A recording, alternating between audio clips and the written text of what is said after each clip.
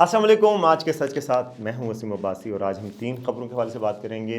क्या पाकिस्तान अपने nuclear weapon Saudi अरब को देगा? आज ख्वाजा आसिफ के बयान ने तहलका मचा दिया है, ये आपको बताएंगे। इसके अलावा चाबहार पोर्ट पर इंडिया को इतना झटका लगा है कि इंडिया के अफगानिस्तान और सेंट्रल एशिया पहुँचने के ख्वाब चकनाचूर हो गए। पाकिस्तान के लिए एक अच्छी खबर, इंडिया के लिए इंतहाई बुरी खबर, ये भी आपको बताएंगे। तीसरा, पाकिस्तान तहरीक इंसाफ ने फाइनली आज जो है वो माहदे की हमायत कर दी है। खान साहब की तरफ से अब तक कोई बयान नहीं आया, लेकिन पीटीआई ने सऊदी अरब और पाकिस्तान के दरमियान दिफाई माहदे की हमायत कर दी है। इस पर भी बात करेंगे। तो सबसे पहले इस चैनल को सब्सक्राइब करें ताकि हम आपको बताते रहें कि क्या हो रहा है इस पाकिस्तान में और उसका बैकग्राउंड क्या है। अच्छा जी, पाकिस्तान का जो दिफाई माहदा है उसको लेके जो हलचल है वो ख़त्म होने का नाम नहीं ले रही। पूरी दुनिया में उस पर बहस डिबेट्स जारी हैं और इंडिया उस पर, इंडियन अदाकार, इंडिया वाले सब बोल पड़े हैं कि जी रातों रात सऊदी अरब जो है वो एटमी ताकत बन गया। डेफिनेटली बन गया है। आज इस हवाले से ख्वाजा आसिफ का बयान जो है पूरी दुनिया के मीडिया में कैरी किया जा रहा है, जिसमें ख्वाजा आसिफ से पूछा गया कि अब पाकिस्तान अपनी न्यूक्लियर सलाहियतें यानी कि एटमी हथियार, एटम बम या न्यूक्लियर जो भी सलाहियतें हैं, क्या वो सऊदी अरब को देगा? चूँकि डिफेंस पैक्ट है। तो उन्होंने कहा भाईजान जो जो हमारे पास है ना, तो हमारे ब्रदर सऊदी अरब के पास वो सब कुछ है। यानी कि ज़ाहिर है एक पे हमला, दोनों पे हमला है। और अगर सऊदी अरब को पाकिस्तान की तरफ से स्ट्रेटिजिक हेल्प चाहिए तो वो हर तरह की चीज़ हो सकती है, एटमी हथियार हैं या दूसरे हथियार हैं। ये चीज़ जो है ना वो दुनिया को बड़ी लग रही है और जो है वो हलचल सी मची हुई है कि जी ये पाकिस्तान के जो न्यूक्लियर डॉक्ट्रिन था वो क्या है और उसके मुताबिक क्या था कि जी हमारा इंडिया के अलावा इंडिया सेंट्रिक है न्यूक्लियर प्लान, तो बाकी क्या होगा, इस पे बहुत बहस चल रही है। मैं आज दफ्तर ख़ारजा में भी था। दफ्तर ख़ारजा में ये बहुत सारे कोई 10-12 लोगों के सवालात थे, तो उनको इकट्ठा करके उन्होंने जवाब दिया कि सऊदी अरब और पाकिस्तान के साथ जो माहदा है किसी तीसरे मुल्क के ख़िलाफ़ नहीं है। दिफाई नोयत का एग्रेसिव माहदा नहीं है, डिफेंस पैक्ट है, एग्रेशन पैक्ट थोड़ी है। तो दिफाई है भाई, हम हमारा वो है, लेकिन दिफा क्या होता है? दिफा एक डेटरेंस भी होता है। आप देखें कई दफ़ा पाकिस्तान के जो न्यूक्लियर वेपन है वो पाकिस्तान, ये साउथ एशिया में सलामती की ज़मानत है। किस तरह? यानी कि ये अमन के मकसद के लिए। वजह यह है कि जब आप देखें आज से, जब से अमेरिका न्यूक्लियर पावर बना और रूस न्यूक्लियर पावर बना, आपस में कोई जंग आपस में इनकी हो रही है? नहीं हो रही। वजह ये जंग को रोकते हैं। सबको पता है कि इतनी बड़ी तबाही है कि सोचा ही नहीं जा सकता कि न्यूक्लियर पावर्स आपस में लड़ें। उससे पहले तो सुपर पावर्स के आपस में जंग होती थी, अब सुपर पावर्स के आपस में प्रॉक्सी वार्स तो होती हैं लेकिन जंग नहीं होती।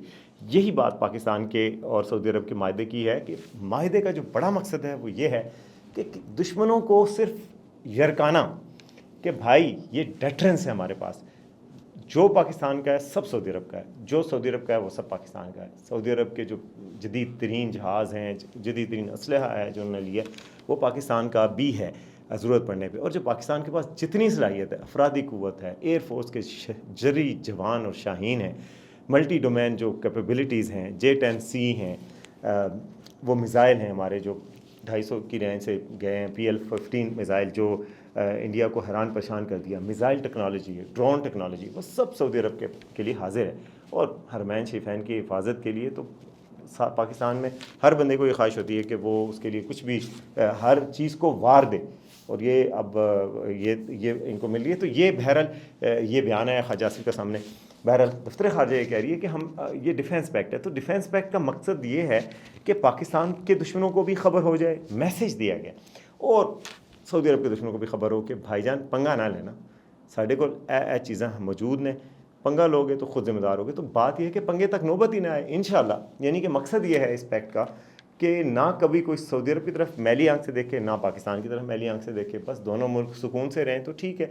कोई मकसद सऊदी अरब का नहीं है, ना पाकिस्तान का है कि हम किसी और मुल्क पे कब्ज़ा करें, उस पर हमला करें, हम वो करें। हमें सिर्फ ये दिफा करना है कि हमारे मुल्कों को कोई मैली आंख से ना देखे, और ये मकसद पूरा होता है। ये मकसद ये अंदाजे से भी पूरा हो जाता है कि भाई पाकिस्तान की हर चीज़ सऊदी अरब की है, सऊदी अरब की हर चीज़ पाकिस्तान की है। पाकिस्तान को एनर्जी का मसला होता था, जी पता नहीं पेट्रोल कम हो जाएगा, जहाज़ों टैंकों में डालने के लिए तेल नहीं है, जहाज़ों में डालने के लिए तेल। अब तेल का कोई मसला नहीं हबीबी। और अब सऊदी अरब को अगर कोई मैली आंख से देखेगा तो न्यूक्लियर पावर पाकिस्तान साथ साथ खड़ा है, तो उधर से भी कोई हाथ ना लगाए, कोई देखे ना।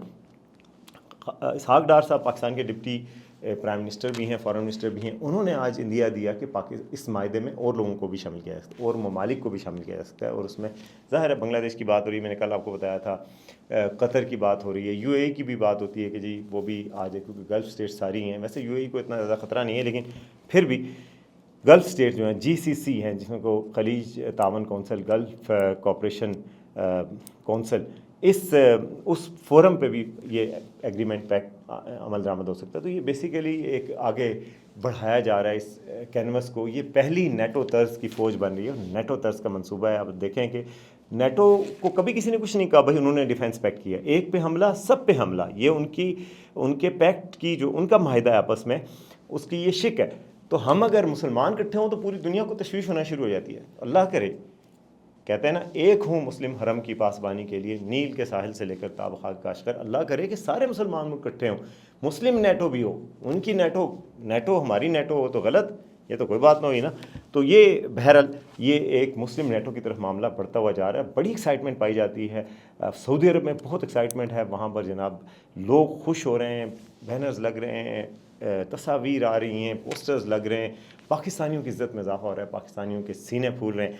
और पाकिस्तान में मैं देख रहा हूँ रेड जोन में जनाब परचम लगे हुए हैं, सऊदी अरब के झंडा लगा हुआ है, झंडा वैसे भी ला इलाहा इल्लल्लाह मोहम्मद रसूलुल्लाह उस पर लिखा हुआ है, वैसे भी वो आपका हमारे ईमान का हिस्सा है, तो उसका एहतराम तो हम वैसे भी करते थे और अब भी करते हैं। आप देखें कि कितना अर्सा पहले भी हम सऊदी अरब की टीम जब भी होती है तो बंदा उसकी हिमायत करता है कि यार वो हमारे भाई हैं, हमारी टीम है। तो ये वाकई में ये ताल्लुकात आज भी बताया गया कि 1960 में पाकिस्तान और 1960 की दहाई से लेके दिफाई ताल्लुकात पाकिस्तान और सऊदी अरब के कायम थे।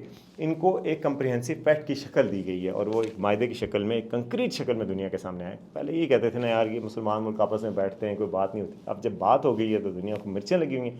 खैर, मिर्चों से याद आया कि इंडिया के लिए एक बड़ी खबर आई है और अमेरिका से ख़बर आई है और वो अच्छी खबर नहीं है। मोदी जी को पता नहीं क्या हुआ, अल्लाह ने उनसे करवाया जब पाकिस्तान पे हमला और ये बकवास, और उसके बाद से लगातार जो है ना कोई बुरी चीज़ें उनके साथ हो रही हैं। आप देखें क्या हुआ कि उनकी रेटिंग ख़त्म हुई, पाकिस्तान सऊदी अरब का पैक्ट हो गया। अब जाहिर है वो सिंतास को कैसे वो कुछ कर सकते हैं, कुछ छेड़ सकते हैं, उनको पता है कि वो नहीं कर सकते क्योंकि सऊदी अरब के साथ उनके ताल्लुकात भी हैं और वो सऊदी अरब का सिर्फ होना ही जंग रोकने का बायस बन जाएगा साउथ एशिया में कि यार वो नहीं कर सकते, इंडिया सोच ही नहीं सकता। अब तो मोदी साहब को एक और धचका लगा है कि अमेरिका में अमेरिकी सदर ने कहा है, अमेरिका ने कहा है कि जी हम इनको जो इस्तिस्ना मिला हुआ था ना, इनको लाडले बच्चे वाला रवैया दिया हुआ था कि ईरान के साथ जो चाबहार पोर्ट है पाकिस्तान के सूबा बलूचिस्तान के साथ मिलता हुआ, इनका सिस्तान प्रोविंस है ईरान का, उसमें एक पोर्ट बन रही थी, इसको बड़ी गोल्डन पोर्ट कह रहे थे जी कि वो एक रास्ता बन रहा था, वहाँ पे ईरान और इंडिया मिलकर इन्वेस्ट कर रहे थे। इंडिया ने पिछले साल 100 अरब रुपए, यानी कि 1 अरब, एक पाकिस्तान के 1 अरब, पाकिस्तान के तो 4 अरब बनते हैं, उनके 1 अरब रुपए इस चीज़ के लिए मुख्तस किए थे चाबहार पोर्ट की डेवलपमेंट के लिए। इससे पहले कोई $120 मिलियन इस पर इन्वेस्ट कर चुके हैं। तो उनकी सारी इन्वेस्टमेंट डूब रही है। अमेरिका ने कहा है कि भाई तुम किस चक्कर में ईरान के साथ मिल के ये डेवलप कर रहे हो पोर्ट, हमने सारी दुनिया को मना किया ईरान के साथ तजारत नहीं करनी, ईरान का न्यूक्लियर प्रोलिफरेशन है, फलां है टिमकान है, तुमने इनके साथ क्यों की, और मुल्क मना है, तुम क्यों आज़ाद हो। तो आज के बाद तुम्हारा इस्तिस्ना ख़त्म। इनको 2019 में इजाज़त मिली थी, अमेरिका ने कहा था खैर है मैं दूसरी तरफ देख लूँगा, तुम मोदी जी तुसी करी जाओ, तुसी बनाई जाओ, खैर है बाकी सारे मुल्कों के लिए सख्ती है लेकिन आपको लाड है। उन्होंने कहा हुन लाड शाड ख़त्म, और उन्होंने कहा एग्जेम्पशन जो दी थी इंडिया को वो वापस ले ली है और इंडिया के लिए बहुत बड़ा धचका है। सारी सरमाकारी डूब सकती है। इंडिया जनाब अफ़गानिस्तान तक यहाँ से डायरेक्ट तजारत कर रहा था, पाकिस्तान को बाईपास करके सेंट्रल एशिया तक पहुँच रहा था, यानी बाकी जो काज़ाकिस्तान, उज़्बेकिस्तान, अज़रबैजान वगैरह ये सारे ममालिक हैं, ये सब कुछ मज़े ख़त्म हो गए। और अमेरिका ने कहा कि नहीं भाई सख्ती होगी, अगर कोई साथ देगा, कोई इदारा, कोई रिलायंस, कोई इंडिया की कंपनी, तो हम उसको समझेंगे कि वो एटमी हथियार फैलाने में मुलव्वस है। तो अब ज़ाहिर है इंडिया की कैसे ज़रूरत होगी। तो ये बुरी ख़बरें आई जा रही हैं। अच्छी ख़बरें पाकिस्तान के लिए, बुरी ख़बरें उनके लिए। ये अल्लाह की तरफ से कोई करम है, कोई पाकिस्तान की अच्छी होगी खारजा पॉलिसी, लेकिन मैं नहीं समझता कि सिर्फ खारजा पॉलिसी का कमाल है, ये अल्लाह की मेहरबानी है। ख़ास कमाल है कि जो चीज़ें हो रही हैं वो पाकिस्तान के हक़ में इवेंचुअली अच्छी हो रही हैं। स्टॉक मार्केट को देखें वो ऊपर जा रही है। आज तो फ़ॉरेन ऑफिस ये कह रहा था कि हम इनके साथ इकनॉमिक एग्रीमेंट्स को भी और ताल्लुकात को आगे बढ़ाएंगे। उसके हवाले से एक पहले ही मिनिस्ट्रियल, जॉइंट मिनिस्ट्रियल एक कौंसिल बनी हुई है, पाकिस्तान और सऊदी अरब की हाई लेवल की एक कौंसिल बनी हुई है जिसमें पाकिस्तान के प्राइम मिनिस्टर होते हैं, उनके क्राउन प्रिंस होते हैं। तो उस सुप्रीम कौंसिल है कोई तावन की, वो चल रही है। तो पाकिस्तान अब इकनॉमिक तावन बढ़ाएगा और इकनॉमिक तावन तो बढ़ना ही बढ़ना। अब डिफेंस पैक्ट हो गया, अब एक दूसरे के साथ जुड़े हुए हैं आप दोनों मुल्क, एक की तरक्की। ये जो इकनॉमिक सिक्योरिटी होती है ये भी एक सिक्योरिटी का पैराडाइम में एक चीज़ होती है कि अगर आप इकनॉमिकली सिक्योर नहीं है तो आपकी नेशनल सिक्योरिटी को ख़तरा है। तो पाकिस्तान की इकनॉमिक सिक्योरिटी ख़तरे में पड़ेगी तो सऊदी अरब साथ नहीं देगा हमारे। कई लोगों ने मीमें बनाई हुई थी कि क्या हमारा कर्जा सऊदी अरब का कर्जा सवर किया जाएगा। भाई कर्जा तो आपने ही देना है, लेकिन पाकिस्तान को पहले भी सऊदी अरब ने कभी रुलने नहीं दिया, डूबने नहीं दिया, अब भी डूबने नहीं देगा, अब तो ज़्यादा डूबने नहीं देगा और हमेशा साथ देगा। तो ताल्लुकात इकनॉमिक भी बढ़ेंगे, इन्वेस्टमेंट भी होगी और ये खुशखबरियाँ आगे भी आती जाएंगी। आखिरी खबर आपको बताता जाऊँ कि जी पीटीआई ने आखिर 2 दिन की सोचो विचार के बाद, ट्विटर पे ट्रोलिंग के बाद और सारी चीज़ों के बाद आज बयान दिया है कि जी हम इस मायदे को वेलकम करते हैं सऊदी अरब और पाकिस्तान के, और हम चाहते हैं कि ये आगे बढ़े। और ज़ाहिर है सऊदी अरब के साथ हमारे बरादराना ताल्लुकात हैं। ये पाकिस्तान की हर सियासी जमात के होते हैं। आपको पता है पाकिस्तान में कोई प्राइम मिनिस्टर जब ओथ लेता है तो उसके बाद सबसे पहला दौरा सऊदी अरब का करता है। ताल्लुकात की एक नोयत है दुनिया में, पाकिस्तान और सऊदी अरब के जो ताल्लुकात हैं कहते हैं उसकी मिसाल दुनिया में कहीं नहीं मिलती है। आपस में इस तरह के इतने स्पेशल ताल्लुकात और किसी के नहीं हैं। तो पीटीआई भी ये अफोर्ड ही नहीं कर सकती थी कि इसकी मुखालफत करे। बहरहाल उन्होंने किया, लेकिन सोशल मीडिया पे बहरहाल बहुत अजीबो गरीब तबसरे इनके होने आ रहे थे, नाराज़गियाँ हो रही थी, यहाँ गज़ा में क्यों नहीं भेज रहे, इधर क्यों नहीं कर, मतलब 100 कीड़े निकालने की कोशिश की जो इसके ब्रिगेड है। और उसमें 100 कभी तो बंदा खुश हो लेता है यार मुल्क के लिए कि आप ये मुल्क अगर सही हो गया और खुशहाली आ गई, आप छोड़ें बाकी सारी बातें, खुशहाली आ गई तो आप सबकी भी तो खुशहाली है, आपके बच्चों की भी खुशहाली है। आप मुल्क की तो ना बात करें ना, कल प्राइम मिनिस्टर इमरान खान भी हो सकते हैं। अगर इमरान खान प्राइम मिनिस्टर हो जाएं और ये मायदा तो उधर ही रहेगा, सऊदी अरब इधर ही रहेगा, तो ये मायदा आपका भी है, इसको भी सेलिब्रेट आप भी करें। आप सियासी बुनियादों में हर चीज़ को नहीं करना चाहिए। किसी जगह पाकिस्तान अब मैच जीतेगा तो आप सेलिब्रेट नहीं करेंगे इंडिया से, ये तो नहीं होना चाहिए ना यार। कुछ चीज़ों को सियासत से बालातर होना चाहिए और ये वो चीज़ है। चीन के साथ पाकिस्तान के ताल्लुकात और कोई अच्छी खबर, इंडिया के ख़िलाफ़ कोई अच्छी खबर, पाकिस्तान की जंग जैसे जीती पाकिस्तान ने, और सऊदी अरब और मुसलमान मुल्कों के साथ अच्छे ताल्लुकात बढ़ना है, मुस्लिम दुनिया मजबूत होना, उसका इत्तेहाद होना, ये अल्लाह की रहमत है। और ऐसी चीज़ मुसलमान दुनिया का आपस में मिलना, ये अल्लाह की मंशा है कि आप इत्तेहाद कायम रखो। अल्लाह ताला कहता है कुरान मजीद में कि वला तफर्रकू, कि आपस में तफरके में मत पड़ो, अल्लाह की रस्सी को मजबूती से थाम लो और तफरके में मत पड़ो। ये अल्लाह का हुक्म है। अगर उसकी तकमील की तरफ आगे बढ़ रहे हैं ममालिक और कुछ और आगे कुछ बेहतरी आ रही है तो इस पर क्या, इसमें बोझ क्या निकालने हैं और सियासी वजह से, तो ये गलत बात थी। रियलाइज़ हो गया, अच्छी बात है, लेकिन खान साहब का अभी तक बयान नहीं है। उम्मीद है खान साहब भी इसके सपोर्ट करेंगे और करनी भी चाहिए कि कम अज़ कम ये एक लॉन्ग टर्म में पाकिस्तान के मफाद की बात है। अगर आपको पाकिस्तान का मफाद ज़रा सा भी रत्ती भर भी अजीज़ है तो आपको इस मायदे की पूरी तरह लैतो लैल के बग़ैर और इफ्स एंड बट्स के बगैर इसकी हिमायत करनी चाहिए। तो अब आने वाले दिनों में मज़ीद इसके कई पहलू खुलेंगे। वैसे मायदा हमेशा खुफिया रहेगा। आज हमने बड़ी कोशिश की फ़ॉरेन ऑफिस में पूछने की कि मायदे के निकात क्या हैं। इंडिया का मायदा होता है 60s में, उन्होंने कभी आज तक नहीं बताया। रशिया के साथ जो मायदा होता है, डिफेंस पैक्ट्स इस तरह के खोले नहीं जाते, बस इतना काफ़ी है कि हम और वो एक हैं और दुश्मन के लिए पैगाम काफ़ी है। तो ये था जी आज का शो, उम्मीद आपको पसंद आएगा। देखते रहें आज का सच।